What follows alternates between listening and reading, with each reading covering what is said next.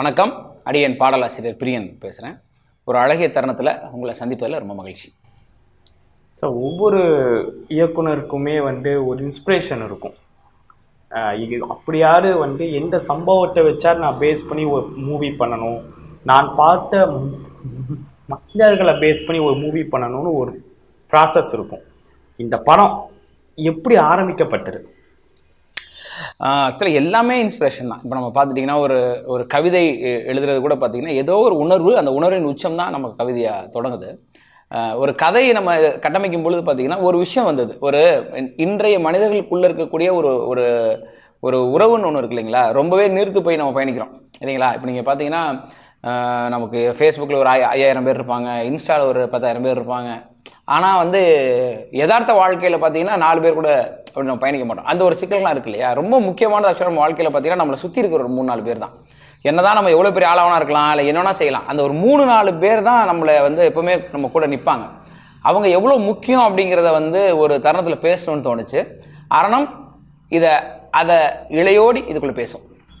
Sir, காமனாகவே பார்த்தீங்களா, இப்போ star cast movie பண்ணால் மட்டும்தான் வேல்யூபிள்னான ஒரு ஸ்பாட் இருக்குது. இந்த படத்தில் ஸ்டார் காஸ்ட் யாராவது இருக்காங்களா உள்ள? எப்படிப்பட்டது? இல்லை, இந்த ஸ்டார் காஸ்ட்டை பொறுத்த வரைக்கும் பார்த்தீங்கன்னா அதில் சுவாரஸ்யம் உள்ளே போகும்போது அவங்க சொல்கிற ஸ்டார் காஸ்ட்ன்றது மிகப்பெரிய ஒரு 10 நடிகர்கள் தான். நீங்கள் அந்த 10 நடிகர்களுக்கு அப்புறம் நீங்கள் உதாரணத்துக்கு பார்த்தீங்கன்னா இப்போ நம்ம இந்த வியாபாரத்துக்கு போகும்போது அந்த சுவாரஸ்யம் வந்தது. சார், புது டீமா, புது ஹீரோ, ஓகே. அப்போ நண்பர் ஒருத்தர் படம், அவர் பார்த்தீங்கன்னா முழுக்க சைடு ஆர்டிஸ்ட் எல்லாமே போட்டிருக்காரு. அந்த கேரக்டர் ஆர்டிஸ்ட்னு சொல்லுவோம் இல்லைங்களா, அதெல்லாமே நம்ம படம் விற்கிறோம், அவங்களாம் வேணும்னு போட்டிருக்காரு. அப்போ அவங்கள்ட்ட கேரக்டர் ஆர்டிஸ்டாக போட்டிருக்கீங்களா சார்? அது இல்லையே. அப்புறம் என்ன பண்ணாங்கன்னா இன்னொரு நண்பர்கிட்ட விசாரிக்கும் போது, விற்பனைக்கு இருக்கிற படத்தை விசாரிக்கும் போது ஒரு 1-2 படம் பண்ண நாயகர்கள் ஒரு 3-4 படம் பண்ணியிருப்பாங்களா இருக்கும். அப்போ அவங்களுடைய விற்பனைக்கு போகும்போது 1-2 படம் தான் பண்ணியிருக்காங்களா. இப்போ ஒரு விஷயம் நம்ம தெளிவாக புரியுது. தமிழ் சினிமாவில் ஒரு 10 கதைநாயகர்கள் தான் இருக்காங்க. வியாபார ரீதியாக என்ன கேட்டிங்கன்னா அந்த 10 கதைநாயகர்கள் படம் பண்ணால் மட்டும்தான் நீங்கள் விற்பனையே பேசணும். அதை தாண்டி இருக்கக்கூடிய எல்லாருக்குமே ஒரு புது திரைப்படத்துக்கான பார்வை தான் இன்றைக்கி பார்க்கப்படுது. நீங்கள் ஆர்டிஸ்ட் போடாமல் போகலாம், இல்லை கேரக்டர் ஆர்டிஸ்ட் போட்டுக்கலாம், போடாமல் போகலாம். அதனால் எந்த விதத்துலையும் இந்த படம் திடீர்னு இது விற்றுரும், பேரளவில் போய் சேர்ந்துரும்லாம் சொல்ல முடியாது. ஒரு 10 பெரிய நடிகர்களை தாண்டி எல்லா படமும் இதே நிலை தான் இருக்குங்க. அப்போ அரணம் பொறுத்த வரைக்கும் நான் அதே மாதிரி ஓரளவுக்கான கேரக்டர் ஆர்டிஸ்ட் இருக்காங்க. இப்போ 8 திக்கு மதியான ராட்டினம் பொறுத்தவரை ஹீரோ லகுபரன் இருக்காப்புல, அப்புறம் நிறைய பேர் இருக்காங்க. இருந்தாலும் இது ஒரு புது படம் தான் என்ன கேட்டிங்கன்னா. என்ன மாதிரியான கண்டென்ட்டில் நீங்கள் ப்ராசஸ் பண்ணிட்டு? அரணம் பார்த்தீங்கன்னா ஒரு ஹாரர், கிரைம், த்ரில்லர், ஒரு 3மே கலந்து போகும் இந்த படம். ஒரு நல்ல ஒரு ஹாரரில் தொடங்கும் படம். ஒரு தனி வீடு உங்களுக்கு, அதுவும் இந்த ஜமீன் வீடு, ஒரிஜினலாக அந்த பங்களா அந்த செட்டப்லாம் கிடையாது. உண்மையிலுமே கிராமப்புறத்தில் இருக்கக்கூடிய இன்னும் இருக்குது இந்த சமஸ்தானங்கள். இதுக்காக நான் தேடினேன். தமிழ்நாடு முழுக்க பார்த்தீங்கன்னா நான் முதல்ல தேடினது அந்த ஒரு பெரிய ஜமீன் வீட்டை தான். சினம்னூர் ஜமீன், கண்டம்னூர் ஜமீன்லாம் சொல்லுவோம் இல்லைங்களா, அந்த மாதிரி தேடி தான் நான் அறந்தாங்கி. ஏன்னா புதுக்கோட்டை சமஸ்தானம் தொண்டைமான் அந்த வள்ளி தோன்றல் அப்படின்றதுனால புதுக்கோட்டையில் எனக்கு கிடச்சிது. அந்த சமஸ்தானத்தை மையமாக வச்ச ஒரு கதை. பார்த்தீங்கன்னா அதில் ஒரு நல்ல ஹாரர். அங்கே இருக்க ஒரு கிணறை நீங்கள் பார்க்க முடியாது. ஒரு கிணறுக்கு ஒரு சீன் இருக்குது. நீங்கள் அந்த சீன் பார்த்தீங்கன்னா அவ்வளோ பயமாக இருக்கும் உங்களுக்கு. ஒரு கோழி குண்டு கூட உங்களை பயமுறுத்தும். அப்படி ஹாரர். அதுலேருந்து கதை ஒரு கிரைமுக்கு போகும். ஒரு வலிமையான ஒரு கிரைமுக்கு போயிட்டு முழுக்க ஒரு த்ரில்லிங்காக போயிட்டே இருக்கும். ஸோ இது ஹாரர், கிரைம், த்ரில்லர்னு நான் சொல்லுவேன். ஒரு பாடலாசிரியராக இருந்துட்டு ஒரு இயக்குனராக மாறி ஒரு ப்ரொடியூசராக கன்வெர்ட் ஆகி, ஸோ இதெல்லாம் வேணும் தேவைன்னு நினைக்கிறீங்களா? ஷார்ட்டாக பாடலாசிரியராகவே இருந்துட்டு அடுத்த கட்டத்துக்கு ஸ்கூலில் ஆரம்பிச்சிருக்கீங்க, கிளாஸஸ் ஆரம்பிச்சிருக்கீங்க. ஸோ அப்படியே ஸ்டெப் பை ஸ்டெப்பாக போயிட்டு ஸோ பண்ணியிருக்கலாமா? ஏன் ப்ரொடியூசர், ஏன் ஹீரோ? இல்லை, உண்மையாக சொல்ல இது தயாரிப்பாளர் நான் கிடையாது. தமிழ் திரைக்கூடன்ற ஒரு அமைப்பு தான் இதுக்கு தயாரிப்பு. நான் இல்லை, என்னுடைய தமிழ் திரைக்கூடத்துடைய பாடலாசிரியர்களாகிய மாணவர்கள் தான் இதோடைய தயாரிப்பாளர்கள். எனக்கு கேட்டீங்கன்னா அதுவே ஒரு உலகத்தில் ஒரு முதல் முறைன்னு நினைக்கிறேன். அதாவது பாடலாசிரியர்கள் இணைந்து தயாரிப்பாளராக மாறிய ஒரு திரைப்படம் தான் அரணம் அப்படி சொல்லலாம். நீங்கள் சொன்ன மாதிரி இதுவே போதுமே, இருந்துக்கலாமே அப்படின்னா நம்ம எதுவுமே செய்ய முடியாது. நம்ம அப்படியே வேலைக்கு போகலாம், மாதம் சம்பளம் தருவாங்க, அப்படியே சாப்பிட்டுக்கலாம், அதிலே வாழ்க்கை வாழ்ந்து வயசான காலத்தில் அப்படி செத்து போயிடலாம். பென்ஷன் வரும், இல்லை வராமல் போயிடும். ஏதாவது ஒன்று செய்யணும்னு நினச்சாதான் நீங்கள் கலைஞன். ஒரு கலைஞன் என்பவன் இந்த வழக்கம் உடைத்த வாழ்க்கை வாழணும். அந்த வழக்கமான வாழ்க்கை வாழ்வதற்கு அவன் கலைஞனாகவே இருக்க முடியாது. எப்போ ஒருத்தன் வழக்கம் உடைக்கிறானோ அப்போ தான் அவன் கலைஞனாக முடியும். அப்படி பார்த்தீங்கன்னா பாட்டு எழுதுறதே கஷ்டம் தானே. பாடல் எழுதுறதுக்குலாம் ரொம்ப எளிமையாக அமைஞ்சிடல. இப்போ நீங்கள் சொன்ன மாதிரி அப்படி ஈஸியாக அமைஞ்சிடல. அதுக்கு பெரிய போராட்டம் இருந்துச்சு, பெரிய அவமானங்கள் இருந்தது, வலிகள் இருந்தது, வேதனைகள் இருந்தது. அதெல்லாம் தாண்டி தான் நம்ம வந்தோம். இன்றைக்கி கிட்டத்தட்ட ஒரு 20 வருடங்கள் களத்தில் நிற்கிறோம். ஒரு 500 பாடல்கள் இன்னைக்கு எழுதியிருக்கோம், வெற்றி பெற்ற பாடல்கள் கொடுத்துருக்கோம் அப்படின்னா அதுக்கு பின்னாடி பெரிய வலி, வேதனை, போராட்டங்கள் இருக்குது, பெரும் உழைப்பு இருக்குது, முயற்சி இருக்குது. அப்போ அதிலே இருந்திருக்கலாம் தான். ஆனால் என்னென்னா நமக்கு எழுத்து வருது இல்லை, ஒன்று தோணுது. அப்போ இந்த எழுத்து வந்து நம்ம எப்பவுமே எழுதும்போது அடுத்து இப்போ நீங்கள் என்ன கேட்டிங்கன்னா நான் வந்து 4 நிமிட கதை பாடல்பேன். பாடல் ஒன்றும் தனியாக கிடையாது. ஒரு இயக்குனர் ஒரு கதை சொல்லிட்டே வர்றாரு. ஒரு கதையில் ஒரு காதலும் காதலியும் உணர்ச்சி பொங்க அவ்வளோ காதலிக்கிறாங்கன்னா சார் எப்படி சொல்லணும் சார், அது எனக்கு தெரியல சார், நீங்கள் சொல்லுங்கள் அப்படின்றனால தான் அந்த ஒரு இயக்குனர் பாடலாசிரியர் அந்த கதையை கொடுக்குறாரு. என்ன கேட்டிங்கன்னா இயக்குனர் நிறுத்துகிற இடத்திலிருந்து பாடலாசிரியர் அந்த கதையை தொடங்குறாரு, கவிதையாக எழுதுறாரு. பாடலாசிரியர் நிறுத்துகிற இடத்துலேருந்து இயக்குனர் மீண்டும் தொடங்குறாரு. அப்போ பாடல் என்பதே ஒரு குறுங்கதை தான் என்ன கேட்டிங்கன்னா. அந்த வகையில் நாம் இதை 2.5 மணி நேரம் படமாக எடுக்கிறோம், அவ்வளோதான். எனக்கு அப்போ அடுத்த கட்டம் பண்ணணும்னு நடிக்கிறது வந்து திட்டம்லாம் இடலை. கதை, திரைக்கதை, வசனம் எழுதுகிறேன், இயக்க வேண்டிய சூழல் வருது, இந்த படத்தை இயக்குறோம், அவ்வளோதான். 2 கதை நாயகர்கள் தான் அந்த படத்துக்கு முன்னாடியே தீர்மானிச்சிருந்தேன். நான் நடிக்கிறதா இல்லை, 2 ஹீரோ புக் பண்ணியாச்சு. ஒரு சூழலில் ஒரு கதை நாயகன் வந்து அமையலை, சரியான சந்தர்ப்பம் அமையலை. அப்படிப்பட்ட சூழலில் வந்து நானே செய்கிற மாதிரி ஒரு சூழல் வந்தது. என் வாழ்க்கையில் பார்த்தீங்கன்னா இந்த 20 வருடங்களில் நான் பாடல் எழுதினேன். என்னை தேடி கிட்டத்தட்ட பார்த்தீங்கன்னா ஒரு 6-7 திரைப்படங்கள் நடிக்கிறதுக்கான வந்தது வாய்ப்பு. நான் தான் விட்டுட்டேன். அந்த சமயத்தெல்லாம் எதுக்கு, நம்ம பாட்டு தான் எழுத வந்தோம், நம்ம எதுக்கு நடிக்கணும் அப்படின்ற மாதிரி அன்னைக்கு எனக்கு அது தோணலை. நான் அதை வந்து அப்படியே தவிர்த்துட்டேன். ஒரு நாள் அதை யோசிச்சிருக்கேன். நான் ஒரு 6 படம் வந்தது, 6-7 படம் வந்தது, நம்ம செஞ்சுருக்கலாமோ, ஒருவேளை ஒரு 3 படம் ஜெயிச்சிருந்தா கூட நம்ம ஒரு இடத்துக்கு கொண்டு போயிருக்குமோ, அதுக்கப்புறம் ஒரு 4 படத்தை கொடுத்துருக்கோம், ஒரு வளர்ச்சி இருந்திருக்குமே அப்படின்னு ஒரு நாள் நான் யோசிச்சது உண்டு. ஆனால் அரணம் பண்ணும்போது அதை செய்யணும்னு தோணலை. ஏன்னா பெரிய வேலை அது, இயக்கமும் பெரிய வேலை, நடிக்கிறதும் பெரிய வேலை. நான் அதனால் இது வேணான்றது மாதிரி தான் இருந்தேன். ஆனால் காலச்சூழல் பாருங்கள், தானாக கொண்டு வந்து நீங்கள் தான் பண்ணணும்னு நிறுத்திடுச்சு. என்னுடைய தயாரிப்பாளர்களும் நீங்கள் தான் நடிக்கலாம் சொல்லிட்டு இருந்தாங்க. ஆக்சுவலாக ப்ரொடியூசர்ஸ் நடிக்க சொல்லி வேணான்னு சொன்ன டேரக்டர் நானாக தான் இருப்பேன். அப்புறம் இந்த சிச்சுவேஷன், அப்போ இன்னும் 1 மாதத்தில் ஷூட்டிங் போனோம். இப்படி ஒரு விஷயம் மாட்டிகிட்டு இருக்கும்பொழுது என் தயாரிப்பாளர்கள் தெளிவாக சொல்லிட்டாங்க, சார் நீங்கள் தான் பண்ணணும், நீங்களே பண்ணுங்க. நாங்கள் தான் திருப்பி சொன்னோம்ல, இப்போ நீங்கள் தான் பண்ணி ஆகணும் அப்படின்னு தோணுது. ஓகே, இது ஒரு சைனாக எனக்கு தோணுச்சு. தானே வந்துக்கிட்டே இருக்குது. நம்ம பாட்டு எழுத தேரணும், பாட்டு நம்ம எழுதணும், அது ஓகே. ஆனால் இந்த நடிக்கும் வாய்ப்பு நம்மளை துரத்திக்கிட்டே இருக்கே, அதுவும் இந்த கட்டத்தில் நீ நகரவே முடியாதரா, நீ தாண்டா பண்ணி ஆகணும்னு ஒரு மாதிரி லாக் பண்ண மாதிரி எனக்கு தோணுச்சு. அதை ஒரு சைனாக எடுத்துக்கிட்டு நான் பண்ணிட்டேன். அதனால தான் நடிப்பும் இயக்கமும் வந்தது. நீங்கள் சொன்ன மாதிரி இன்னும் ஒருவேளை அடுத்த சினிமாவில் ஏதாவது ஒன்று செய்யலாம் அப்படின்னா அதுக்கு ரொம்ப கஷ்டப்பட வேண்டியிருக்கும் தான், ரொம்ப போராட வேண்டியிருக்கும் தான். ஆனாலும் அது நல்ல விஷயம். அந்த கலைஞனா அதை செய்யணும்னு நான் அதுக்கு போராட வேண்டியிருந்தால் நான் அதுக்கு தயாராக இருக்கேன். சார், ஒரு வணிகமாக பார்க்கும்போது இவரை வைத்து இந்த காசு பார்க்கலான்னா ஓகேவா? ஸோ இதுதான் வந்து ப்ரொசீஜர். மூவி என்பது ஆர்ட்டை தாண்டி வியாபாரம் தான் நம்ம சொல்கிறோம். ஆனால் நீங்கள் ப்ரெஸ் மீட்டில் சொல்லும் போது ஆர்ட் ஆஃப் மூவின்னு சொல்கிறீங்க. கலைக்கு எப்படி சார் காசு சம்பாதிக்க முடியும்? இல்லை, உங்களோட அடிப்படை அந்த கட்டமைப்பு நீங்கள் சரியாக புரிஞ்சுக்கல அப்படின்னு தான் நான் இந்த இடத்துல சொல்லுவேன். இது கலை தான். காசு சம்பாதிக்கிறதுக்கு எவ்வளோ வேலை இருக்குது. எதை சினிமா பண்ணுறோம், கலைக்குள் பணம் சம்பாதிப்பது தான் இது. நல்லா நீங்கள் யோசிச்சு பாருங்கள், ஒரு கலைஞனும் பணம் சம்பாதிப்பதற்காக வருகிறார்களா, இல்லை இந்த சினிமாவில் ஏதாவது செய்யணும்னு வராங்களான்னு யோசிச்சு பாருங்கள்.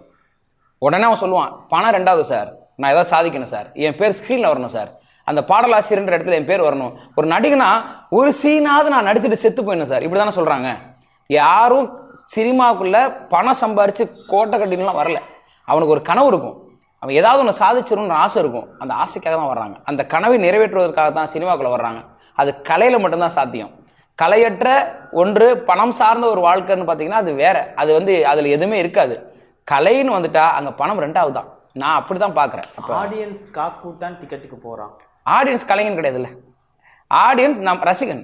நீங்கள் ரசிகனுக்கும் கலைஞருக்குமான தெளிவை புரிஞ்சுக்கணும். கலைஞன் வந்து ஒரு நல்ல படைப்பாளி, அவன் ஒரு படைப்பை தர்றான், அதை நுகர்வர், அது ஆடியன்ஸ், அவங்க ரசிகர்கள். கலைஞன் இல்லைன்னா ரசிகனே கிடையாது. ஒரு நல்ல கலைஞன் ஒரு படைப்பை கொடுக்கறதுனால தான் 1 கோடி ரசிகன் அதை கொண்டாட முடியுது. அப்போ கலைஞர்கள் ரொம்ப ரொம்ப முக்கியமானவர்கள். அவர்கள் அதை திரைப்படமாக எடுக்கிற பொழுது கலை இருக்கணும். அந்த கலை கமர்ஷியலாக இருக்கிறத பற்றி தப்பே இல்லை, அதை பற்றி நான் பிரச்சனை இல்லை. ஆனால் அது நீங்கள் சொன்ன மாதிரி கலை வேற கமர்ஷியல் வேறன்ற வாதத்தை நான் எடுத்துக்க மாட்டேன். கலை தான் அது. சினிமா என்பது கலை, ஓவியம் என்பது கலை, பாடல் என்பது கலை, எழுத்து என்பது கலை, சிற்பம் என்பது கலை. நீங்கள் சொல்கிறது படம் பார்க்குறது, அது பார்க்குற வேலை. இப்போ சமீபத்தில் வந்து 2-3 ப்ரீ ரிலீஸ் மூவிஸ் வந்து வர ஆரம்பிச்சிது. 3 மூவி வந்து அதிகமான கவுண்டிங்கே வந்து 3 தான். இந்த வருஷத்தில் ஆடியன்ஸோட அதிகமான கவுண்டிங்கே 3 தான். ஃபஸ்ட்டு வந்து 3 மூவி வந்து ஃப்ளாப் ஆகிட்டு. ஸோ கமலா தேட்டர் ஓனர்கிட்ட நாங்கள் நேர்காணல் பண்ணும்போது அவர் சொன்ன வார்த்தைகள் என்னென்னா, இந்த வருஷத்தில் வந்து அதிகமான பார்வையிடக்கூடியவங்க ஹையஸ்ட் பட்டியலில் 3 இருக்குன்னு. ஸோ மக்கள் கொண்டாடுறாங்க. மக்களுக்கு என்ன தேவைன்னு கிளியர் கட்டாக மக்களே இருக்கிறாங்களே. எத்தனையோ மூவிஸ் வந்தாலுமே என்ன ஒரு படம் என்டர்டெயின்மெண்ட் ஆக்குனா அந்த படத்துக்கு நான் போகிறேன். என்டர்டைன்மெண்ட் ஆக்கார வரைக்கும் நான் ஓடிடியில் பார்த்துக்கிறேன்னு ஒரு சோர்ஸ் இருக்குல்ல. சரி, அது தப்பு இல்லையே.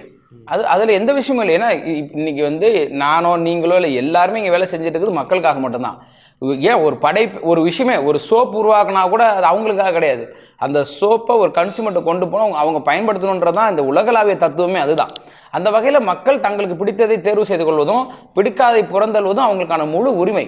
ஆனால் நான் உன்னை எடுத்து கொண்டு போய் சேர்க்கணுன்றது என் உரிமை இல்லையா, அது என் கடமையும் கூட. நான் எடுத்து போய் சேர்க்கணும், அது பிடிச்சிருக்கலாம் பிடிக்காமல் போகலாம். இப்போ நீங்கள் சொன்ன மாதிரி 3 அன்னைக்கு தோற்றது நீங்கள் ஜெயிச்சதுன்னு சொன்னீங்க இல்லையா, சூழலாக இருக்கலாம், அது அமைகிறது தான். அப்போ ஒரு கலைஞனா நம்ம ஒரு அப்போ பாருங்க, அப்போ அது நல்ல படமா கெட்ட படமான்னு எப்படி சொல்ல முடியும்? அதுதான் கலை. அது அன்னைக்கு சரியா இல்லை இன்னைக்கு சரியா இருக்குன்ற வாதம் வருது பார்த்தீங்களா. நம்ம செய்ய வேண்டியதெல்லாம் ஒரு படைப்பை படைத்தல் தாங்க. ஒரு சரியான படைப்பா ஒரு தரமான ஒரு படைப்பை நம்ம கொடுத்துட்டோம்னா அதற்கான நேரத்தில் அது எப்படினாலும் ஜெயிக்கும். நீங்கள் பேசி ப்ரெஸ் மீட் முடிக்கும் போது எல்லா ப்ரொடியூசர்ஸுமே வந்து ஒரு சில ப்ரொடியூசர்ஸ்கிட்ட நான் கேட்டேன், லிங்க் அனுப்பி உங்களுக்கு ஸ்பீச் லிங்க் பண்ணி அனுப்புகிறேன், இதுக்கு பின்னாடி ஏகப்பட்ட பாலிடிக்ஸ் இருக்குங்க அப்படிதான் எல்லாருமே சொன்னாங்க. இது வந்து பேசி தீர வேண்டிய விஷயம் இல்லை, லாங் ப்ராசஸ்ன்னு சொல்லலாம். யாரை கேட்டாலும் இதுக்கு ஃபுல் ஸ்டாப்பே வைக்காம கமா போட்டே போகிறாங்க. எங்களை வந்து கட்டுப்படுத்துகிறாங்க, எங்களை காயப்படுத்துகிறாங்க, அரசியல் இருக்குன்னு தான் சொல்கிறாங்க. அது என்ன மாதிரி அரசியல் இருக்கு? ஷார்ட் அண்ட் ஸ்வீட்டா அதுதான். இப்போ நீங்க சொன்னதுதான். ஏன்னா அதை வந்து ஒரு இடத்துல இந்த ஒரு சிக்கல் இல்லை, இதை நேராக போனாங்க இந்த இடத்துல காயமாயிருக்கு அந்த இடத்துல மருந்து போடுங்கன்ற கதை இது கிடையாது. இது வந்து உள்ள இருக்கு. நீங்க என்ன சொல்றது, ஸ்கேன் பண்ண வேண்டியிருக்கு. இதை அந்த ஸ்கேன் பண்ணாதான் உங்களுக்கு எங்கெங்க என்ன பிரச்சனைன்னு தெரியும் இல்லைங்களா. அந்த ஸ்கேனிங்லேயே இங்கே சிக்கல் இருக்கு. நீங்க ஸ்கேனே பண்ண முடியாதனால தான் அவ்வளோ சிக்கல். படம் எடுக்கிறதுல இன்னைக்கு சிக்கல் இல்லை பார்த்தீங்களா. நீங்க எல்லாரும் படம் எடுத்து வந்து நின்னுறாங்க. அதனால தான் ஒரு மேடையிலும் கலைஞர்கள் அழுறாங்க. படம் எடுக்கிறதுக்காக அளவே இல்லை. நல்லா வச்சு பாருங்க, என்னால் வெளியிட முடியலைங்க. இப்போ கோபுரா இயக்குனர் ஆகட்டும், இப்போ உரியடி விஜயகுமார் ஆகட்டும், இல்லை பாரதிராஜாசோடைய மகன் மனோஜ் பாரதி ஆகட்டும், எல்லாரும் என்ன பண்ணுறாங்க, ஒரு டைரக்டராக படம் முடிச்சு ஆடியோ லான்ச்சில் நின்று மைக்கிட்ட நின்னோடனே அழுதுறாங்க பாருங்க. ஏன்னா படம் எடுத்துட்டாங்க, அதை கொண்டு போய் சேர்க்கறதுல அவ்வளோ சிக்கல்கள் இருக்குது. நீங்கள் திரையரங்கு போதில் பெரிய சிக்கல் இருக்குது. நான் சொன்ன மாதிரி சினிமா படைப்பாளிகள் கரங்களிலிருந்து பணக்காரர்களின் கரங்களில் போயிடுச்சு. எல்லாமே கார்பரேட். இன்றைக்கி ஆடியோ கம்பெனி ஆகட்டும், ப்ரொடக்ஷன், அந்த நீங்கள் போகிற டெக்னாலஜிஸ் ரிலீஸ் பண்ணுற டெக்னாலஜிஸ் ஆகட்டும், வெளியிடக்கூடிய அமைப்புகள் ஆகட்டும், மால்ஸு எல்லாமே இன்றைக்கி கார்பரேட் கைகளில் போகும்போது அவன் ஆட்டி வைக்கிறான். இதை ஒரு இடத்துல நீங்கள் எப்படி பிடிக்க முடியும்? இப்போ இதை ஒட்டுமொத்தமாக ஒருங்கிணைணும். நம்ம என்னைக்கு ஒருங்கிணைஞ்சிருக்கோம்? தமிழினம் வீழ்ந்ததுக்கு காரணமே அவன் ஒன்றும் சேராது தான். என்றைக்குமே நம்மளை சொல்லுவோம் இல்லையா, சிரிச்சுட்டே நம்ம ஒரு கதை சொல்லுவோம், தவளை காலை இழுத்து விட்ட கதையெல்லாம் நமக்கு எவ்வளோ கேவலமாக நம்மளை பற்றி சொல்லிட்டு இருப்பாங்க வரலாறுல. அதுதான் பிரச்சனை. இங்கே இந்த ஒருங்கிணைவு தேவைப்படுது. இந்த குறைகளை இப்போ நீங்கள் நிறைய தயாரிப்பாளர்கள் அனுப்புனீங்க, எல்லாருமே அதுக்கு பின்னாடி இருக்க அரசியல் வழியோடு சொல்கிறாங்கன்னா, அப்போ எல்லாரும் தன் வாழ்க்கை அடிபட்டுருக்காங்கல்ல. நான் அதை வெளிப்படையாக பேசுகிறேன், இது எதாவது செய்யுங்க. எல்லாரும் தனக்கு வலிக்குதுன்னு தனக்குள்ளே வச்சுட்டு உட்காந்துருந்தாங்க. நான் இது எனக்கு தப்பானாலும் பரவாயில்ல, எனக்கு இது பிழையானாலும் பரவாயில்ல, என்னுடைய சூழல் சிக்கலாகனாலும் பரவாயில்ல, இதை நான் பேசுகிறேன் அப்படின்ற இடத்துல நான் வாதத்தை முன்வைக்கிறேன்.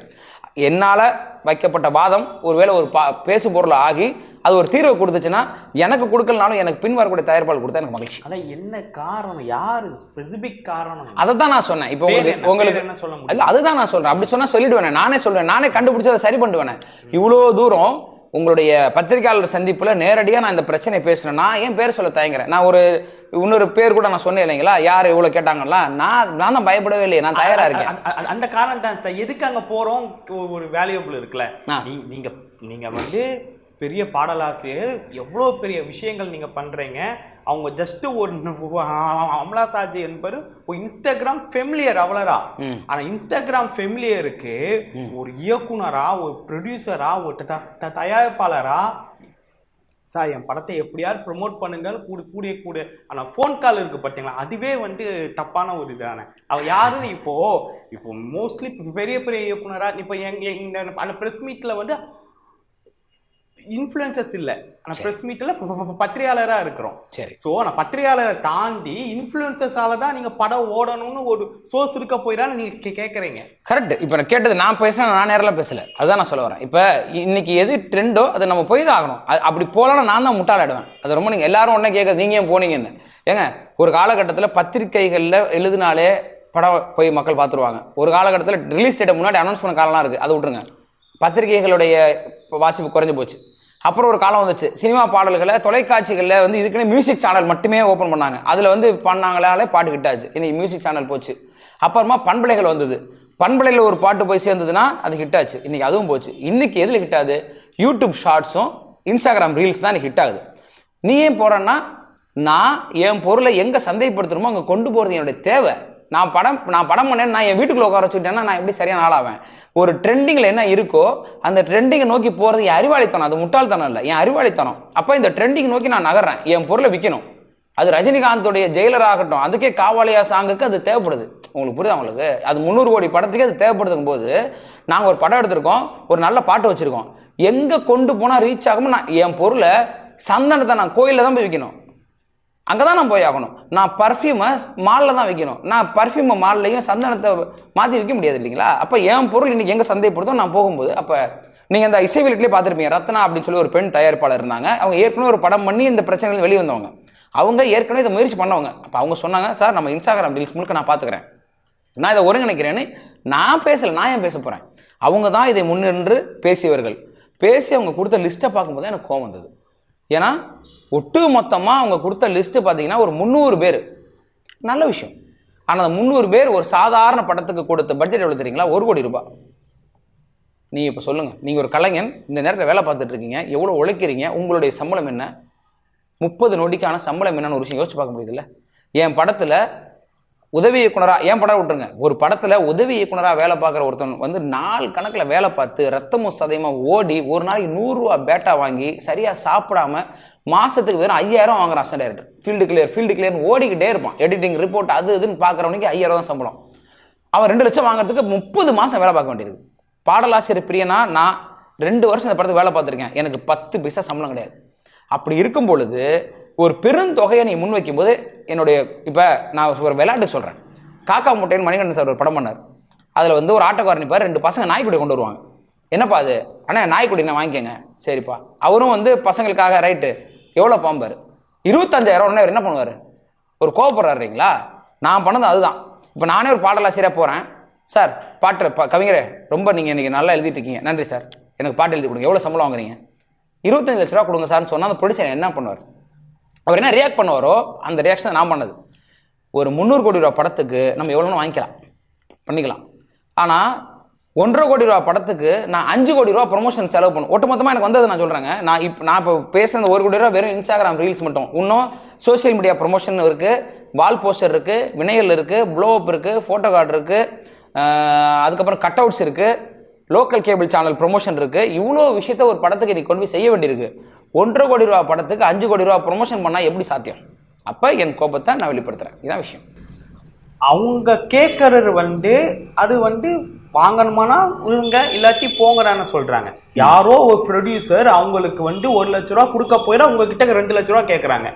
அப்போது தமிழ் இண்டஸ்ட்ரிக்குள்ளே இந்த மாதிரியான விஷயங்கள் இருக்கதானே செய்யுது. இப்போ இன்னொன்று என்ன சொன்னீங்க, எந்த இயக்குனர் ஸ்டேஜில் வந்து ஃபீல் பண்ணுறாங்கன்னு சொல்கிறீங்க. லவ் டுடே இயக்குனர் வந்து ஃபீலே பண்ணல, ப்ரெஸ் மீட்டே வைக்கல, நியூ கம்மர் தான், அது ஹீரோவா தான். சரி, ஒரு ட்ரெய்லர் வந்து பேசும்போது ஆச்சு, ஃபஸ்ட்டு ஷோ பார்க்கும்போது அவ்வளோ ஆடியன்ஸ், அவங்க தேட்டரில் யாரையும் ஆள் வச்சு கூப்பிடலை, ஜென்ரலாக தூக்கி போட்டாங்க, ஆடியன்ஸ் அது பிக்கப் ஆகி போயிட்டே இருந்துச்சு. ஸோ மக்களுக்கான கலை வந்து அவங்க ஜட்ஜ் பண்ண ஆரம்பிச்சிட்டாங்க. எனக்கு வந்து என்டர்டெயின்மெண்ட் பண்ணுதா அது மட்டும் எனக்கு போடும் சார் சொல்லிட்டாங்க. இதில் எப்படி சார் தப்பாக இருக்கும்? ரொம்ப சிம்பிள். அதாவது இப்போ நான் மட்டும் அழுவா செஞ்சேன். இந்த அழுதல் என்பது ஒருத்தர் மனநிலை பொறுத்தது, அதை நீங்கள் புரிஞ்சுக்கணும். நான் வீடு கொண்டு தான் பேசினேன். பிரதீப் அழலன்றது அவருடைய தன்மை. ஆனால் அவர் போராடலன்னு நீங்கள் சொல்லக்கூடாது.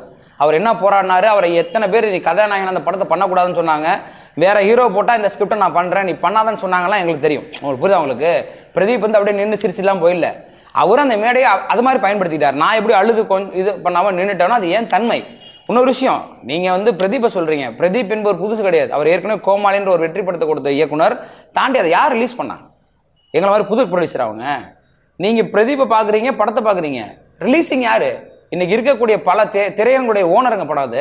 ஏஜிஎஸ் வந்து என்ன சாதாரண நிறுவனமா? அவங்களுக்கு வேறு திரையரங்கே தேவையில்லை, அவங்க திரையரங்கில் போட்டாலும் இந்த படம் ஓடிடும். அதனால் நீங்கள் நல்லா புரிஞ்சுக்கணும். அது ஆல்ரெடி ஒரு கார்பரேட் நிறுவனத்தோட படம், அது யாருமே உங்களுக்கு தேவையில்லை, எந்த ப்ரொமோஷனும் உங்களுக்கு தேவையில்லை, அவங்களே ப்ரொமோஷன் தான். அப்போ கார்பரேட் மட்டும்தான் இறுக்கமாக இருக்குன்னு நினைக்கிறீங்க? கார்பரேட்னால தான் எவ்வளோ சிக்கல். ஒரு காலத்தில் தனி ஏவிஎம் நிறுவனம் ஏன் படம் பண்ணல? ஏவிஎம் சரவணன் ஐயா என்ன சொன்னார்?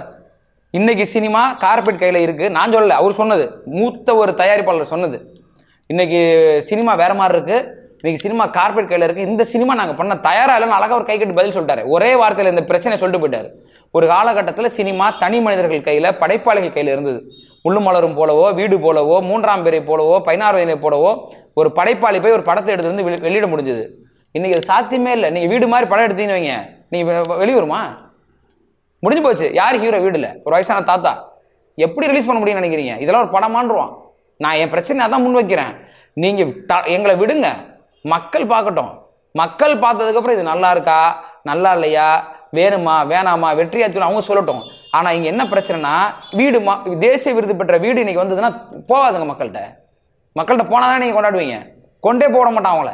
நான் அதை தான் பேசிக்கிட்டே இருக்கேன். மக்கள் தியேட்டருக்கு வரக்கூடிய ஐடியாலஜியே கம்மியாக இருக்கு இங்கே. சரி, அது நீங்கள் கொடுத்ததுக்கு அப்புறம் தானே. அப்படி பார்த்தீங்கன்னா எப்படி நம்ம தானே அதை கொண்டு போய் சேர்க்கணும். இப்போ நீங்கள் கொடுத்துட்டு சாப்பாடை போட்டதுக்கப்புறம் நல்லா இருக்கா நல்லா இல்லைன்னு கேட்கலாம். நான் சொல்கிற புரிஞ்சுக்கோங்க. இந்த சாப்பாடு நல்லா இல்லைன்னு நீங்கள் அடுப்படியில் வச்சுக்கிட்டீங்கன்னா எதுக்கு சமைச்சிங்க? மக்களுக்கு. அதை நீங்கள் கொடுங்க. அவங்க சாப்பிட்டு பார்த்துட்டு அவன் இப்போ சாப்பிடுவான், 1/2 மணி நேரம் கழித்து சாப்பிடுவாங்க, அது அவங்க விருப்பம். ஆனால் அது வரைக்கும் ஹோல்ட் பண்ண வேண்டியது உங்கள் வேலை. நான் ஒரு படைப்பாளியாக என் படத்தை எடுத்து ஒரே நாளில் நீ ஓட்டி கூட்டுன்னு நடக்காதுங்க. நீங்கள் இப்போ சேதுன்னு ஒரு படம் ஓடிச்சு, உங்களுக்கு வரலாறு தெரியும்னு நினைக்கிறேன். கிருஷ்ணவேணி தியேட்டரில் அத்தனை திரையரங்குகளும் அத்தனை தயாரிப்பாளர்களும் டிஸ்ட்ரிபியூட்டர்ஸும் வேணான்னு சொன்ன படத்தை வேறு வழி இல்லாமல் கிருஷ்ணவேணி தியேட்டரில் வெளியிட்டு ஒரு கிட்டத்தட்ட 10 நாள் யாருமே இல்லை. அதுக்கப்புறம் அந்த படம் பேசப்படியே நல்லா இருக்கியான்னு பேசி இந்த படம் ஓடிச்சு. இன்னைக்கு சேது வந்தால் ஓடுமா? அப்படி 2வது நாள் தேட்டர்லேருந்து படத்தை தூக்கிடுவாங்க. இதைத்தான் நான் பேசிக்கிட்டே இருக்கேன். நீங்கள் கொடுங்க, சமைச்சிட்டீங்க. நாங்கள் சமைச்சோம்ல, நாங்கள் மக்கள் கொடுக்குறோம். அவங்க சாப்பிட்டு பார்த்து நல்லா இல்லைன்னு சொல்லிட்டோம். வீடு நல்லா இல்லைன்னு நீங்கள் சொல்லுவாங்க. என்ன கேட்டிங்கன்னா வீடு படம் ரிலீஸ் ஆகாது. ஏன்னா அது ஆர்டிஸ்ட் கிடையாது, ஒரு தாத்தா நடிச்சிருக்காரு, இது கமர்ஷியல் இல்லை, இது ஹீரோ இல்லை, இது ஒரு கண்டென்ட்டே இல்லை, இதில் சாங் இல்லைன்னு சொல்லி இவனே தடுத்துருவான். தேட்டருக்காரன் எனக்கு வேணாம்பாங்க, டிஸ்ட்ரிபியூட்டர் வேணாம்பாங்க, வீடு ரிலீஸ் பண்ண முடியாது. அப்போ எப்படி தேசிய விருது வரும்?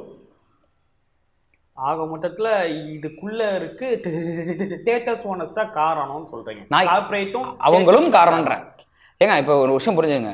ஒரு காலகட்டத்தில் ஒரு படம் பண்ணுவாங்க, அந்த ப்ரொடியூசர் வந்து ரீல்ஸ் போடுவார். ஞாபகம் இருக்கு அவங்களுக்கு? ஃபிலிம் ரீல் வரும், பொட்டி பொட்டியாக ஊருக்கு அனுப்புவாங்க. எல்லா ரீலையும் எடுத்துகிட்டு வந்து தன்னுடைய ஆஃபீஸில் வச்சுப்பார். ஒரு 5 வருஷம் கழிச்சு படத்தை ரிலீஸ் பண்ணணும்னா யாரோ தந்து, ஐயா எங்கள் படத்தை கொடுங்க, எத்தனை வேணும் ஐயா, எனக்கு ஒரு 10 காப்பி கொடுங்கன்னா 10 ரீல் எடுத்து கொடுப்பாரு. அவர் 10 லட்ச ரூபா காசை கொடுத்து கொண்டு போயிடுவார். சரி தானே? இப்போ நான் என் படத்தை ரிலீஸ் பண்ணிட்டாங்க, முடிஞ்சிருச்சுங்க, நான் விட்டுருங்க, லியோ எடுத்துக்கங்க, ஒரு பேச்சுக்கு சொல்கிறேன், அவ்வளோ பட்ஜெட் படம் தானே. ஒரு 5 வருஷம் கழிச்சு ரீலீஸ் பண்ணும், அந்த ப்ரொடியூசர் ரிலீஸ் பண்ண முடியும்னு நினைக்கிறீங்களா? அவர் பண்ணிட முடியுமா? அவர் எந்த டெக்னாலஜியை கொடுத்தாரோ அவங்ககிட்ட போய் நிற்கணும். ஐயா நான் லியோ ரீலீஸ் பண்ணுறேன். அதாவது பணம் 200 கோடி போட்டு படம் பண்ணாலும் ஒரு ப்ரொடியூசரு, படம் அவர்கிட்ட இருக்காது. அவங்கள்ட்ட போய் நின்னதுக்கப்புறம் அவங்க ஃபார்மாலிட்டிஸ் சொல்லுவாங்க. அந்த ஃபார்மாலிட்டிஸ்லாம் ஃபில் பண்ணி கொடுத்து பணம் கட்டி திருப்பி ரிலீஸ் பண்ணுறதுக்கு ஒரு காசு கட்டினா தான் அவருடைய படத்தை அவரே பார்க்க முடியும். உங்களுக்கு புரியுதா? உங்களுக்கு இவ்வளோ சிக்கல்களை இப்போ நான் சொன்னது கியூப் மாதிரி எல்லாருமே, அவங்கள மட்டும் நான் சொல்ல மாட்டேன், அந்த மாதிரி டெக்னாலஜி ஆக்கிரமிச்சிருச்சு. இந்த பக்கம் கார்பரேட், இந்த பக்கம் திரையரங்கம். முன்னாடி டிஸ்ட்ரிபியூட்டர் இருந்தாங்கங்க, ஒரு படத்தை பார்ப்பாங்க, நல்லா இருக்குங்க, திருச்சி முழுக்க எனக்கு கொடுத்துருங்க, எவ்வளோ ஆரோக்கியமாக இருந்தது, கோயம்புத்தூர் எனக்கு கொடுத்துருங்க, மதுரை எனக்கு கொடுத்துருங்க. ஒரு சில சமயம் அந்த படம் ஓடும், சில சமயம் ஓடாது இல்லை. அப்போ என்ன தடவை பண்ணுவாங்க, அடுத்த படத்தில் கழிச்சுப்பாங்க. உங்களுக்கு புரியுதா? தனி மனிதன் கையில் இருந்தது. சரி சார் இந்த முறை சரியாக போகல, ரைட்டு, அடுத்த படத்தில் சரி பண்ணிப்போம், பரவாயில்ல வாங்க அப்படின்னு திருப்பி திருச்சி ஏரியாவுக்கு அந்த ப்ரொடியூசர் அவங்களுக்கு கொடுப்பாரு. இப்போ வந்து குறைச்சி தன்னுடைய தொகையை. இவ்வளோ ஆரோக்கியமாக சினிமா இருந்தது. இப்போ யார் இருக்கா? தனித்தனி திரையரங்குகள் இன்னைக்கு மூடப்பட்டு கல்யாண மண்டபமாக மாறுது. சரிதானாங்க? ஒத்துக்கிறீங்களா? அப்புறம் எப்படி வந்து மாலில் மட்டும் 6 தேட்டர் வருது? கொஞ்சம் யோசிச்சு பாருங்க. திரையரங்குகள்லாம் நஷ்டமாக இருக்குன்னா எல்லா திரையரங்களும் மூடணும் தானே. ஆனால் தனித்தனி திரையரங்குகள் மூடப்பட்டு கல்யாண மண்டபமாக மாறுது. அதே சமூகத்தில் இந்த பக்கம் 8 தேட்டர் 10 தேட்டர் வருது. எப்படி? ஆமாம், 10 ரூபா டிக்கெட் இருக்கா இப்போ? அதை தான் நானும் கேட்குறேன். இல்லை மக்கள் வந்து தேவைகளா இப்போ என்ன சார் நீங்கள் இப்போ மக்கள் ஃபேமிலியோட போகணுமானா நான் எந்த தேட்டருக்கு நான் போவேன்? ஏங்க நான் அதை தானங்க கேட்குறேன், நானும் அதை தான் கேட்குறேன். ஃபேமிலியோட கேரளாவில் 40 ரூபா ஏபிசி இருக்குது, இங்கே ஏபிசியை உடைச்சிங்க, ஏபிசி சென்டரையும் உடைச்சிங்க. இன்னைக்கு ஏபிசி சென்டர் நீங்கள் கொடுக்கணும்ல. நானும் அதை தான் வைக்கிறேன். நான் ஒரு படம் எடுத்திருக்கேன், என் படத்தை 150 ரூபா இருக்கிறவங்க 150 ரூபா கொடுப்பாங்க, 80 ரூபா இருக்கும் 80 ரூபா கொடுப்பாங்க, 40 ரூபா இருக்கும் 40 ரூபா கொடுப்பாங்க. அரசு விதி போட்டிருக்கு, உங்களுக்கு தெரியலைங்களா? ஒரே ஒரு ரோ வச்சுருக்கான். நீங்கள் தேட்டருக்குள்ளே போனீங்கன்னா 100 திரையரங்கு இருக்குன்னா அரசு சொன்ன ஒரு காரணத்துக்காக, அந்த ஃபார்மாலிட்டிஸ்க்காக முதல்ல இருக்க 10 சீட்டு மட்டும் கொடுப்பாங்க. அதுக்கப்புறம் எல்லாம் 150 ரூபா டிக்கெட்டு. எப்படி வருவாங்க? பிரச்சனை. நான் அதையும் சேர்த்தா முன் வைக்கிறேங்க. நாங்களே தயாராக இருக்கோமே, நீங்கள் குறைங்க தான் சொல்கிறோம், குறைப்பாங்களா? ஏன்னா ஏன் குறைக்க மாட்டாங்க? மல்டிப்ளெக்ஸில் வச்சிருக்கு. அதான் சொல்கிறேன். இப்போ உங்களுக்கு தனி ஓனர்ஸே எங்களால் முடியலைங்கன்னு ஓடுறாங்க, அதே நேரத்தில் 6 தேட்டர் 7 தேட்டர் போட்டு பணம் சம்பாதிக்கிறாங்களே.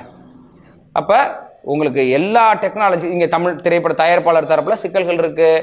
படம் ஏன் இதை விட்டுருங்க, புக் மை ஷோவும் டிக்கெட் நியூவும் பண்ணுற வேலைகள் பார்த்தீங்கல்ல, 2 பிளாட்ஃபார்ம் சேர்ந்து ஒரு டிக்கெட்டுக்கு 30 ரூபா காசு வாங்குறான். நீங்கள் கட்டி தானே படம் பார்க்குறீங்க, ஒரு டிக்கெட்டுக்கு எக்ஸ்ட்ரா 30 ரூபா கட்டுறீங்க. அது ப்ரொடியூசருக்கு வருதா? நல்லா சொல்லுங்கள்.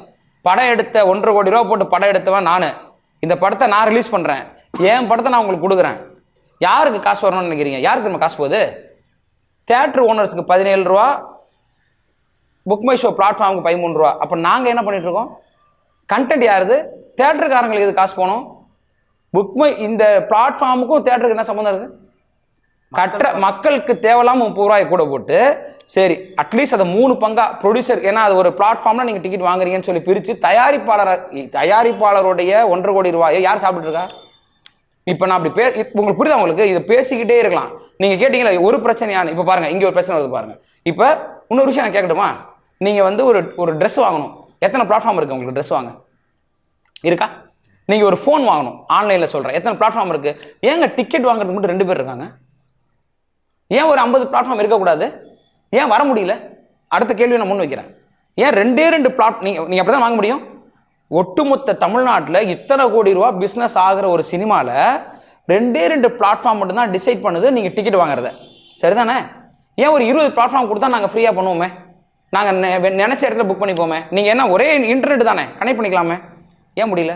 ஏன்னா ரெண்டு கார்பரேட் காரன் கையில் ஆன்லைன் புக்கிங் போயிடுச்சு, ஒட்டுமொத்த இந்த டெக்னாலஜி கையில் சினிமாவுடைய டிஜிட்டலைஸ் போயிடுச்சு.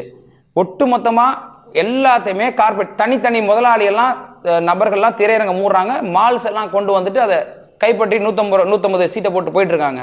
ஏபிசி சென்டர் அடிச்சு உடைச்சு நீ படம் பார்க்க ரசிகன் வரணும்னா நீ 150 ரூபா கொடுத்தாதாண்டா பார்க்க முடியுன்ற விதியை வைக்கிறான்ல சார். மக்கள் போறாங்களா சார்? நான் டிக்கெட்ல கியூல வாங்க முடியல, நான் ஆன்லைனே புக் பண்ணிக்கிறேன்னு சொல்லி மக்கள் தானே இதுல போனாங்க. யாரும் கட்டாய பிடிச்சி கையை பிடிச்சி நீ ஆன்லைன்ல புக் பண்ணாரா நீ படம் பார்க்கலாம் எந்த தேட்டர். நான் அதை பத்தியே பேசலங்க, புரிஞ்சுக்கங்க. மக்கள் சொல்றாங்களா சார்? நான் ஆன்லைன்ல மக்கள் 30 ரூபா கொடுத்ததை பத்தி பேசல.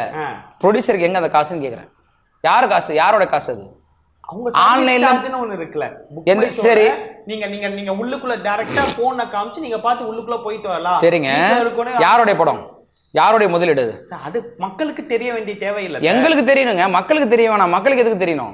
மக்கள் 30 ரூபா கொடுக்கணுமா வேணாமான்ற மக்கள் பிரச்சனை. நான் அதை பத்தி பேசல. 30 ரூபாய்க்கான கணக்கு நான் உங்கள்ட்ட கேட்கறேன், நீங்க நல்லா புரிஞ்சுங்க தெளிவா. மக்கள் 30 ரூபா கொடுத்து ஒன்று டிக்கெட் எடுக்கணும், கொடுக்க மாட்டேன்னு சொல்லிட்டு தேட்டரை போய் டிக்கெட் எடுக்கலாம், இது அவங்க உரிமை. நான் பேசுறேன், அது அவங்க உரிமைங்க. நான் இதுக்காக 30 ரூபா கொடுக்கணும், நான் நேரம் தேட்டரில் வாங்கிக்கிறேன், அது அவங்க இஷ்டம். நான் வீட்டில் உட்காந்து புக் பண்ணிக்கிறேன்ப்பா, 30 ரூபா கொடுத்துக்கிறேன். நான் அதை பத்தியே பேசல. அந்த 30 ரூபாயில தயாரிப்பாளர் எங்க, அந்த கண்டென்ட் அவரோட தானே, அந்த பொருள். இப்போ நான் அவர் சட்டை விற்கிறாங்க, சட்டை என்னோட தானேங்க, என் சட்டை தானே அது, என் சட்டை தானே வித்துட்டு இருக்கீங்க, எனக்கு எங்க காசுன்னு நான் கேட்குறேன். இது நியாயமா இல்லையா? தியேட்டர் ஓனரும் புக் மை ஷோ காரனும், அதாவது அந்த பிளாட்ஃபார்மும் காசு எடுத்துக்கிட்டீங்கன்னா யார் காசை வித்துட்டு இருக்கீங்க? யாரோடது அது? யார் சொல்லுவா இதை? நான் சொல்றேன்ல, கேட்கணும். நான் தான் கேட்டுட்டு இருக்கேன். என்ன மாதிரி கேட்க ஆரம்பிச்சாங்களே, இன்னும் 2 பேர் பேச ஆரம்பிச்சாங்களே. இப்போ இந்த மாதிரி ஒரு 100 பேசு பொருள் இருக்கு நண்பர்களே. இப்போ பிரச்சனை தான் பிரச்சனை. இப்போ இது ஒன்று பேச ஆரம்பிச்சேன் இல்லைங்களா? பாருங்க, இதுக்கே நமக்கு 1/2 மணி நேரம் போகுதுன்னா, இப்போ நான் அடுத்து வந்தேன் பார்த்தீங்களா, ரீல்ஸ். இன்னைக்கு ஃபிலிம் இல்லை, அப்போ நம்ம வந்து டிஜிட்டல் கையில் நினைக்கணும்னு சொன்னோமா. இன்னொரு விஷயம், இந்த ஒரு ப்ரொடியூசர் படம் எடுத்தால் போதாது, அந்த படத்தை ரிலீஸ் பண்ணுறதுக்கான கட்டணத்தையும் அவர் தான் கட்டணும். முன்னாடி அப்படி இல்லைங்க. நான் ஒரு ரீல் வச்சிருக்கேன் இல்லையா, ஃபிலிம் வச்சிருப்பேன் இல்லையா, அந்த ஒரு ஃபிலிமை நான் எடுத்து அனுப்பிவிட்டா போதும், சரிதானே? அந்த தேட்டருக்கு அனுப்பினா போதும் தானே, நான் ஒரு முறை அதுக்கு பிரிண்ட் போட்டால் போதும். ஆனால் இன்னைக்கு ஒவ்வொரு துறையும் திரையரங்குக்கு போகும்போது அந்த திரையரங்கில் ஒரு ப்ரொஜெக்ட்டுக்கு நாங்கள் பணம் கட்டணும். சரி சரி, ஃபைனலாக சார், இப்போ காமனாகவே இப்போ பிரசாந்த் வந்து இன்னைக்கு மார்னிங் வந்து உங்கள் ஸ்பீச்சை பற்றி ஒன்று போட்டாப்ல கிஃப்ட். இன்னைக்கு போட்டிருக்காரா? இன்னைக்கு போட்டிருக்காப்ல. அவன் போட்டு 1 மணி நேரம் ஆகுது. ஸோ அவர் வந்து ஜென்ரலாக போட்டாப்ல, நீங்கள் இருக்க அங்கே போய் போகிறீங்க, திரும்பவும் பேசியிருக்காங்க. எனக்கு என்ன கேள்வினா, ரிவ்யூவர்ஸ் இப்போ ஹிட்ஸ் பிரசாந்த் ஒரு ரிவ்யூவரா, ப்ளூச்சத்த மாறன் ஒரு ரிவ்யூவரா, அத்தனை ரிவ்யூவருமே வந்து ஒரு சில ஸ்டார் கண்டென்ட் படத்துக்கு மட்டும்தான் பேசுறாங்க. சரி, ஒரு சில படங்கள் வந்து அப்படியே அவாய்ட் பண்ணிட்டு போயிடறாங்க. ஏன்னா அது படமாவே இல்லை. அவங்களோட பாயிண்ட் ஆஃப் வியூல இதை நம்ம குறை சொல்லி மிச்சம் மீறி டிக்கெட் ஃபுல்லா வேஸ்ட் ஆக வேண்டாமேன்னு. சரி, ஸோ உங்களுடைய பாயிண்ட் ஆஃப் வியூல ரிவ்யூவர்ஸ் பற்றி என்ன நினைக்கிறீங்க? இல்லை, இப்போ இந்த விஷயம் இருக்கு இல்லைங்களா, இது எதுவுமே இப்போ ஒரு கையிலும் கேமரா வந்துருச்சுங்க. அதுதான் சொல்கிறேன். ஒரு காலகட்டத்தில் விதிமுறை இருந்தது, உங்களுக்கு தெரியுமான்னு தெரியல. திரைப்படம் வெளிவந்து 3 நாளுக்கு பிறகுதான் அந்த படத்தை பற்றிய விமர்சனமே பேசணும். இதுதான் தயாரிப்பாளர் தரப்புல இருந்து கொடுக்கப்பட்ட விதியா இருந்தது. 3 நாளைக்கு இந்த படம் எப்படி இருக்குன்னு தெரியாது மக்களுக்கு. மக்கள் போய் பார்ப்பாங்க. 3 நாளைக்கு அப்புறம் தான் நம்மளுடைய மதிப்பிற்குரிய பத்திரிகையாளர்கள் எழுதுனாங்க. இன்னைக்கு எப்படி இருக்குன்னா இதை நீங்க தடை செய்ய முடியாது. உட்காந்துறான் நம்ம ஆளு தியேட்டர்ல, விஜய் இன்ட்ரோ சூப்பர், உங்களுக்கு புரியுதா? அவன் ஆன்லைன்ல போட்டே இருக்கான். ஃபர்ஸ்ட் சீன் தெரி, interval blockbuster, first half super, second half waiting. அந்த படத்தை லைவ் ரிவ்யூ போட்டே இருக்காங்க. அப்படின்றதுனால இது நீங்க தடுக்கவே முடியாது. அந்த வகையில நான் ரிவ்யூவர்ஸை சொல்றதுக்கு ஒண்ணுமே இல்லை. ஏன்னா அவங்களெல்லாம் கிடையாது, ஒரு தனி மனிதனுமே இன்னைக்கு ரிவ்யூவர் தான். ஒரு படம் நல்லா இருக்கு நல்லா இல்லைன்றத வெறும் 2 மணி நேரத்துல வெளியே சொல்லிடுவாங்க. அதனால இது அதுக்குள்ள இருக்கக்கூடிய விஷயத்துல அது ஒரு விஷயமா இல்லை எனக்கு கேட்டீங்கன்னா. இல்லை சரி சார், ஃபைனலாக இந்த படம் ஆடியன்ஸுக்கு என்ன சொல்ல போகுது, எப்படி இருக்க போகுது? சரி, இல்லை நம்ம எப்போவுமே ஒரு நாளாக சொல்லிகிட்டே இருப்போம்ல, ஒரு நல்ல கதை இருந்தால் நல்லா இருக்குங்க. ஏதோ ஒன்று பண்ணுறாங்க, ஒரு நல்ல கதை, ஒரு நல்ல ஸ்டஃப்பான ஒரு படம் பார்க்கணும்னு நம்ம சொல்லுவோம் இல்லை, நல்ல கதை அம்சம் உள்ள படம்லாம் நம்ம ஆசைப்படுவோம்ல. ரொம்ப ட்ரிக்கியாக ஒரு கதைலாம் போனால் நல்லாயிருக்கும். முன்னாடிலாம் வரும் பார்த்துருக்கீங்களா, ரொம்ப அப்படியே ட்விட்ஸ் அண்ட் டர்ன்ஸோட படம் போகும் பார்த்துருக்கீங்களா, முடிச்சுக்கெல்லாம் போட்டுருவாங்க, நிறைய கேள்வி கேட்டுருவாங்க.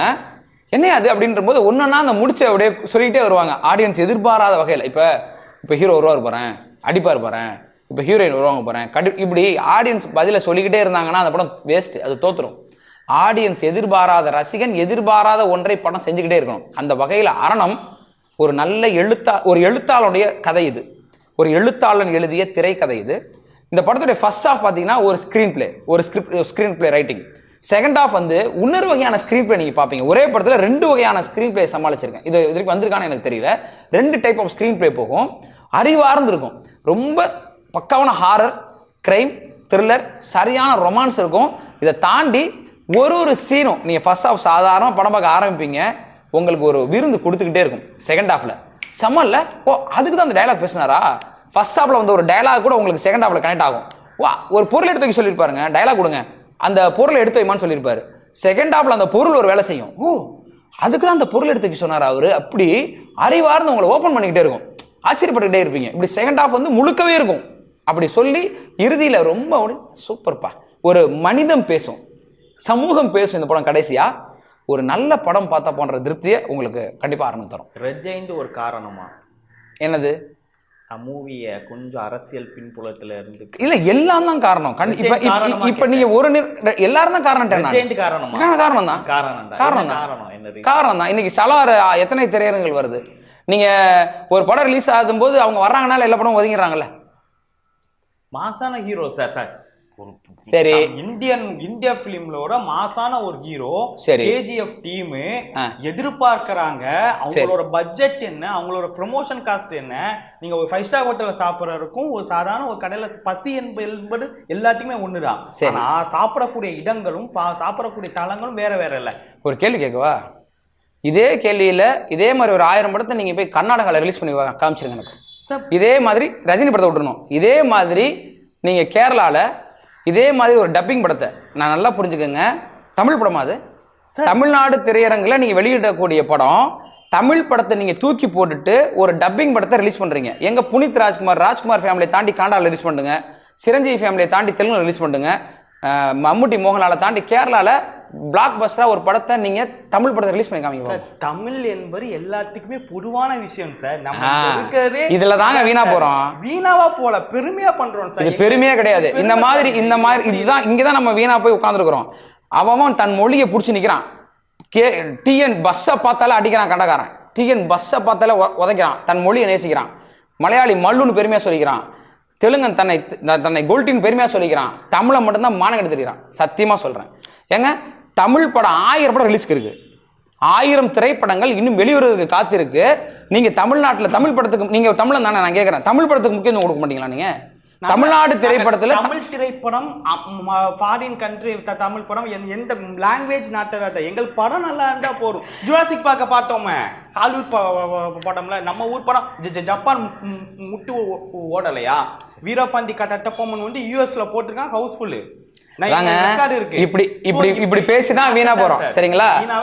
இதுதான் இப்படி. அப்ப தமிழ்நாட்டு திரைப்படத்துல தமிழ் படம் ஓடாதப்ப, ஆனா மலையாளி கரெக்டா இருக்கான், தனக்கான படங்களை ஓட்டிக்கிட்டு நேரம் இருக்கும்போது வேற படம் கொடுக்குறாங்க. கேளுங்க இந்தியன் மூவி ஆஸ்கார் வாங்கல இந்தியன் ஏன் வேற யாரும் இந்தியன் மூவின்னு பண்ண மாட்டேங்கிறாங்க? வேற யாராலும் ஏன் செய்ய முடியல? நீங்க இங்க இருந்து டங்கியையும் இதையும் அனிமலையும் கொண்டு வந்தீங்கல்ல, எங்க நீங்க போய் ஹிந்தியில பண்ணிட்டு வாங்கலாம் பாப்போம். நீங்க பேசுறீங்கல்லங்க, உங்களுக்கு ஒரு பெருந்தன்மை இருக்குல்ல, நாங்க எங்க பேசுங்க பண்ணுங்க பாப்போம். நீங்க போய் அனிமல் 800 கோடி கலெக்ட் பண்ணுச்சுல்ல, இங்க வந்து நீங்க போய் ரிலீஸ் பண்ணுங்க ஹிந்தியில. ஏன்னா கண்டென்ட் ஏன் இல்ல தமிழ்ல கண்டென்ட் இல்லையா? இருக்க போயிலாம் சார் ஓடுது சார். ரஜினிகாந்த் சொன்னாலே நீங்க பண்ண முடியாதுங்க. ரஜினி சொன்னாலே வேர்ல்ட் லெவல் சார். நீங்க பண்ண முடியாது. ரஜினி விட்டுருங்க சார். நீங்க ஒரு படத்தை நீங்க ஹிந்தியிலயோ தெலுங்குலையோ கன்னடாலயோ ஆந்திராலயோ அவங்களுடைய மொழிக்கு மேல ரிலீஸ் பண்ண முடியாது உங்களால. நீங்க வந்து பாருங்க, ஒரு படம் வந்துச்சு ஹிட். என்ன படம்? வாத்தின்னு ஒரு படம் வந்துச்சு பெங்களூர்ல ஹிட். எது? வாத்தி. சரி, ஒண்ணு சொல்லுங்க. வாத்தின்னு ஒரு சரி ஹிட் ஆயிட்டு சார். சரி, ஏங்க வாத்தி யாருங்க? தனுஷ் சார். சரி, ஆமா ஹிட். நீங்க வாத்தி ப்ரொடியூசர் யாருங்க? ஏங்க என்னங்க காமெடி பண்றீங்க? வாத்தி யார் ப்ரொடியூசர்? கேரளால விஜய் வந்து டாப் ஹீரோ சார். வாத்தி யார் ப்ரொடியூசர்? நீங்க என்ன சொன்னீங்க? தமிழ் படங்கள் கேரளாலயோ ஆந்திராலயோ வெளியிட முடியுமான்னு கேட்டீங்க. நான் அதுக்கு சொல்றேன், ஸ்டார் காஸ்ட் எல்லாம் விட்டுருங்க. ஸ்டார் காஸ்ட் எல்லாம் விட்டுருங்க. ஏங்க ஸ்டார் காஸ்ட் தான் மேட்டர். ஆமா சார், ஆமா சார். ஸ்டார் காஸ்ட் இங்கே ஸ்டார் காஸ்ட் தான மேட்டர். இப்ப இங்கே ஸ்டார் காஸ்ட் தான மேட்டர். சரி, அதே மாதிரி சரி. இப்ப அனிமல் ஓனது ஸ்டார் காஸ்ட் தமிழ்ல. வாத்தியோ இல்ல விஜய் சார் மூவியோ கேரளாலயும் ஆந்திராலயும் கர்நாடகாலயும் ஓடுது. சரி, சூப்பர் ஸ்டார் மூவி ஓடுது. சரி, ஓடும்போது இது ஒரு வந்து பேன். இப்ப எல்லா மக்களுமே மைண்ட் ஃபிக்ஸ் பண்ணிருக்கிறது பேன் இந்தியா. நீங்க நான் சொன்னது ஒரு விஷயம் புரிஞ்சுக்கங்க. நீங்க ஒரு விஷயம் புரிஞ்சுக்க மாட்டீங்க. கட்டமைப்புக்குள்ள நீங்க இருக்க போறா ஒரு விஷயம் புரிஞ்ச மாட்டேங்கிறீங்க. அவங்க படத்துக்கு அப்புறம் தர்றாங்கன்னு சொல்றேன். தயவு செஞ்சு நான் சொல்றது புரிஞ்சுக்கங்க.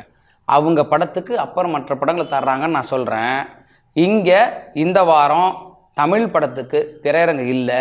சலார் மட்டுமே 1000 திரைப்படங்களை பிடித்ததுனால 1000 பொற்காசுகள், சபாநாயகன், இன்னும் இருக்கக்கூடிய 4-5 திரைப்படங்கள், 4-5 தான் தமிழே, மீதியெல்லாம் வரலை, பயந்துட்டாங்க. வர்ற தமிழ் படங்களுக்கு திரையரங்கு கிடைக்கல. இது என்னுடைய வாதத்தை என்னன்றதை நீங்கள் புரிஞ்சுங்க. நம்ம இந்த இதில் விஷயம் கிடையாது. நான் பேசுவது என் மொழிக்கு முதன்மை கொடுத்துட்டு நான் வரக்கூடாதுன்னு சொல்கிறேன். என் மொழிக்கு முதன்மை கொடுங்கள், மற்ற மொழி படங்களையும் வெளியிடுங்கள் தான் நான் சொல்கிறேன். அங்கே அதை தான் செய்கிறாங்க. அனைத்து மொழிகளும் தன் மொழிக்கு முக்கியத்துவம் கொடுத்துக்கிறாங்க, மற்ற படமும் வருது. இங்கே சலார் தான் மெயினாக இருக்குது. எங்கள் 1000 பொற்காசுகளும் சபாநாயகனும் பயந்துக்கிட்டு தயங்கிட்டு இருக்குன்றது என் வாதம். அப்போ என்னுடைய தயாரிப்பாளர் சங்கம், தமிழ்நாடு திரைப்பட தயாரிப்பாளர் சங்கத்தில் தமிழ் படம் தான் முக்கியமாக வரும். நாங்கள் முதன்மையாக திரையரங்கு அவங்களுக்கு தான் கொடுப்போம், அதற்கப்புறம் மற்றவங்களுக்கும் கொடுப்போம். ஏன்னா மீதி எல்லாம் மொழி மாற்று படம் தான். நீங்கள் வேணால் பிரபாஸாக இருக்கலாம், யார் வேணா இருக்கலாம். எங்களை பொறுத்தவரைக்கும் இது டப்பிங் படம் தான். அதை கொடுத்தீங்கன்னா மட்டும்தான் தமிழ்நாட்டுக்கு பணம் வரும், தமிழ்நாட்டுக்கு சரியாக வரும். அவ்வளோதான் என்னோட வாதம். நன்றி சார், ரொம்ப ரொம்ப நன்றி. மகிழ்ச்சி. ஹாய், நான் வர்ஷா. அரணம் மூவியில் ஹீரோயினாக பண்ணியிருக்கேன். அரணம் மூவி ஃபர்ஸ்ட் ஆஃப் ஆல் எனக்கு எப்படி அந்த சான்ஸ் கிடச்சிதுன்னா, நான் சின்னதாக ஆக்டிங்னா எனக்கு சின்ன வயசுலேருந்து விருப்பம். ஸோ அப்படி ட்ரை பண்ணிகிட்டு இருக்கும்போது ஒருத்தர் என்னோட ஃபோட்டோ வந்து பிரியன் சாருக்கு காமிச்சாங்க. பிரியன் சார் குரூப்புக்கு காமிச்சப்போ வந்து ஃபோட்டோ பார்த்துட்டு வீடியோ கால் வந்தாங்க. ஃபர்ஸ்ட் ஆஃப் ஆல் வீடியோ காலில் பார்த்துட்டு ஓகே நீங்கள் நேரில் வாங்கன்னு சொன்னாங்க. சாரீ கட்டிட்டு வாங்கன்னு சொன்னாங்க. சாரீ கட்டிட்டு வந்து ஒரு ஆடிஷன் மாதிரி இதை கிவன் த ஸ்கிரிப்ட், அந்த படத்தில் இருக்கிற ஸ்கிரிப்ட் கொடுத்து ஆக்ட் பண்ண வச்சாங்க. வச்சுட்டு ஓகே ரொம்ப இன்னசென்ட்டாக இருக்கீங்கன்னு சொல்லிட்டு செலக்ட் பண்ணாங்க. ஏன்னா அந்த கேரக்டருக்கு வந்து ஒரு பாவமான ஒரு பொண்ணு தான் வேணும் என்ன மாதிரி அப்படின்னு ஐ காட் தட் சான்ஸ். இந்த படத்தோட கேரக்டரை பற்றி கொஞ்சம் எப்பேற்பட்ட ஒரு கேரக்டராக இருக்கும் ஆடியன்ஸ் பார்க்கும்போது ஒரு ஒரு சாதாரண ஒரு பொண்ணு, நியூலி மேரீடு கப்புள்ஸ். அவ வந்து ரொம்ப இன்னசென்ட். அவளுக்கு வந்து என்ன சொல்றது, ஒரு சாதாரண பொண்ணு இருப்பா இல்லைங்களா, அதான் அவ. கல்யாணம் ஆகி போற இடத்துல அவ நிறைய இஷ்யூஸ் ஃபேஸ் பண்றாங்க. அந்த வீட்டில் ஒரு பெரிய வீடு அது, அந்த வீட்டில் அவ தனியா இருக்கும்போது வந்து அவ என்னெல்லாம் ஃபேஸ் பண்றா, அவளுக்குள்ள இருக்கிற அந்த டிஸ்டர்பன்ஸு, அந்த புதுசாக கல்யாணம் ஆச்சு நம்ம ஒரு லைஃப் வாழறோன்ற ஹாப்பினஸ்ல அவ அங்கே போறா, சந்தோஷமா இருக்கலாம்னு போறா. ஆனா அவளுக்கு அங்க நேர்ற பிரச்சனைகள் தான் வந்து இந்த கதையில இந்த ஹீரோயினுக்கு சொல்லப்படுது. இயக்குனர் பத்தி, டைரக்டர், ஃபிலிம் ஆக்டர், ப்ரொடியூசர், அவங்கள பத்தி. ஓகே, அவர் இதெல்லாம் தாண்டி எனக்கு பர்சனலி அவர் ஒரு நல்ல ஹியூமன் பீயிங். எப்படி சொல்லலாம்னா ஃபர்ஸ்ட்டாக படத்துக்கு ஆக்ட் பண்ண போகும்போது அம்மா இருப்பாங்க கூட, இல்லை யாராவது பர்சனல் அசிஸ்டன்ஸ் யாராவது ஒருத்தங்க கூட இருப்பாங்க கண்டிப்பாக.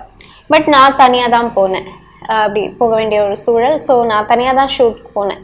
அப்படி இருக்கும்போது வந்து நம்ம ஓகே எல்லாமே சேஃபாக இருக்குமா, நம்ம சேஃபாக இருப்போமான்ற அது எதுவுமே எனக்கு தெரியாது. நம்ம போகிறோம், நம்ம ஒர்க் பண்ணுறோம், அந்த மாதிரி இருக்கும்போது வந்து இந்த பர்சன் வந்து ஒரு ஆக்டராக டிரெக்டராக அதெல்லாம் தாண்டி ஒரு ஒரு ஒரு விமனை, ஒரு பொண்ணை எப்படி ஒரு ரெஸ்பெக்ட் பண்ணணும், எப்படி நடத்தணும், அதை பார்த்துக்கணுன்றது ஒரு இது இருக்கு இல்லையா. எனக்கு உண்மையிலுமே வியப்பாக இருந்தது.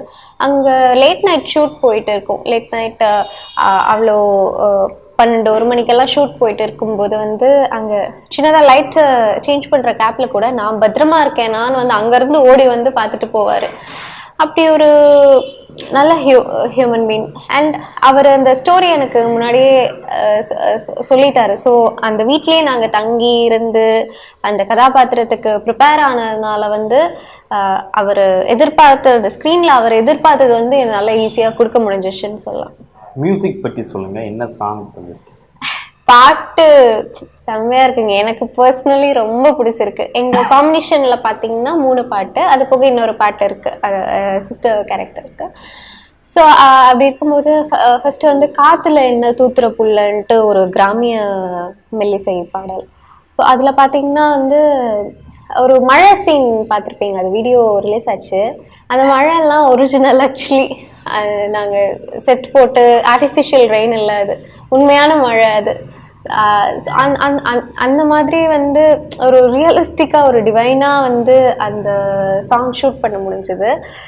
அது பார்த்திங்கன்னா அந்த வரிகளெல்லாம் வந்து ஒரு ஜென்ரல் ஒரு பர்சனுக்கு புரிகிற மாதிரி, உங்களோட லைஃப்பில் கனெக்ட் பண்ணுற மாதிரி இருக்கும். அண்ட் இன்னொரு பாடல் பார்த்திங்கன்னா வந்து ஆரிரராரோன்ட்டு ஒய்ஃபை த ஹஸ்பண்ட் வந்து ஒரு குழந்தையா பார்ப்பாரு. என்ன சொல்கிறது, அது ஒரு இது இல்லையா, ஒய்ஃபை குழந்தையா பார்க்குறதுன்றது வந்து எல்லாருக்கும் ஒரு ஸ்பெஷலான ஒரு திங்.